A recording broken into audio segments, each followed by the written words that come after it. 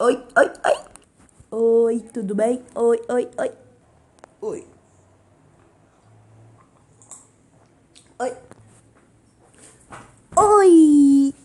Fala, galera. Fala aqui, ó. Gus, começando aqui mais vídeo. E, bom, pessoal, esse vídeo aqui é pra avisar a vocês que em breve eu terei um canal com o Power. O nome do canal será GP Players. Pera aí que eu tô com vontade de beber um café. Calma aí, calma aí.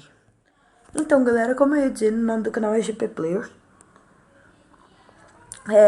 Por que GP?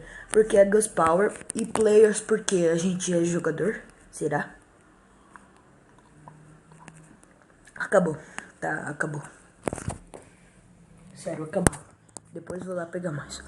Mas galera, por que esse nome? Porque a gente decidiu, demorou muito pra decidir esse nome. E a gente vai criar esse canal em breve. Como vai funcionar? Não vai ter vídeo eu e ele juntos, a não ser que o vídeo não tenha áudio. E aí a gente vai gravar uns vídeos lá, todo doido de Minecraft. Tipo, eu vou gravar um e ele vai gravar outro e a gente vai postar. Porque nós dois temos o canal. Eu tenho no meu celular e ele tem no celular dele.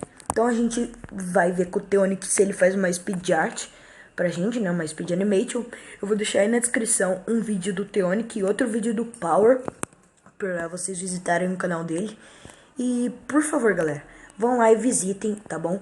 E eu também vou deixar aí a hashtag Creepers pra vocês. Beleza, galera, a hashtag Creepers é uma hashtag dos inscritos. Vai participar inscritos e participar eu, o Power e o Teonic. Só participa quem tem canal. Se você tem um canal, vai lá e coisa, beleza? Então, o vídeo é basicamente isso. Só pra dizer isso a vocês.